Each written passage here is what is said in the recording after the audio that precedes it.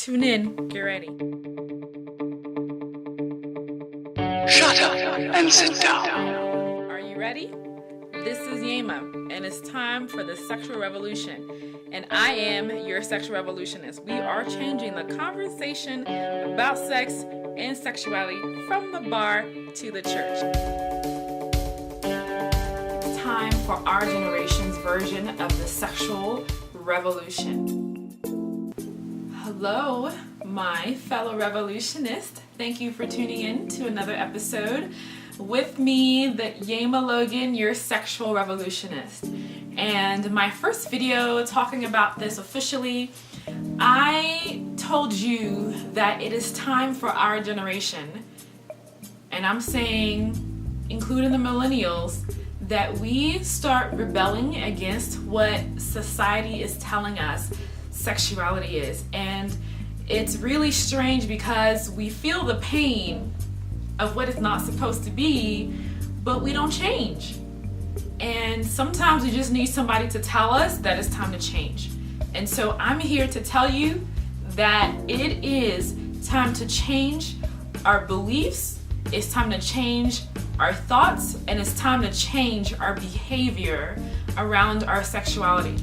And I told you that we are here to change the conversation about sex from the bars to the church. And it's very obvious the difference between those two things, but I'm going to explain them to you. The people or the environment that represents the bar, that's the environment where sex is basically a sport. Sex is only physical. Sex is a reward for good behavior. Sex is basically, I will do it with whoever is willing. And then sometimes we already know the negative effects that it's having in society with sex trafficking, major prostitution, nudity all over the place, people walking around like they have no sense, kids being exposed. I mean, just walking by in the mall with the displays at Victoria's Secret. It's porn.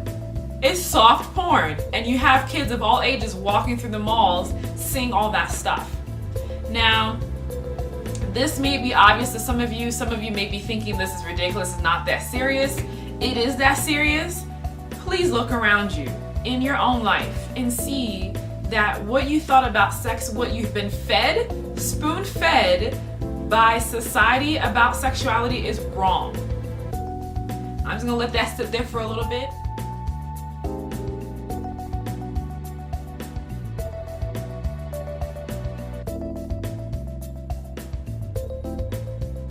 Think about that. Do you even really know what you believe about sex? Have you ever even questioned what you believe about sex and sexuality?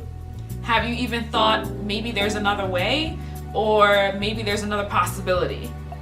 Now, to the people and my beloved in the church, we have not given people who are trying to know God, who are attempting to have a relationship with God, a safe place to discuss sexuality. We think in the church, for the majority of the church, that sex is a sin. Now, sex is not a sin. There is sexual immorality when you're being promiscuous, when you're cheating on your spouse, when you are hurting children, raping children. When you are doing any of those things that are outside of the realm of what God gave sex to be, which is in a marriage relationship between a woman and a man. If there's anything outside of that, you are not in alignment with what God says sex should be. That is what sexual sin is. Sex itself is not a sin. Sex is a gift from God.